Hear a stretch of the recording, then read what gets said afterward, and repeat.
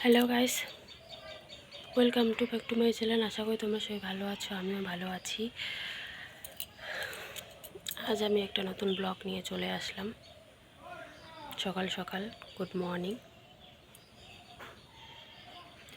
আজ হচ্ছে আমার বরের বার্থডে। তো কী কী করতে চলেছি তোমরা সবাই দেখতে থাকো। কিন্তু বুঝতে পারছি না কি সারপ্রাইজ দেওয়া যায় তোমাদের। যেটা সারপ্রাইজ ভালো মনে হবে সেটা কমেন্টে জানাবে। খুব তাড়াতাড়ি কমেন্ট করো। বুঝতে পারছি না কি করব।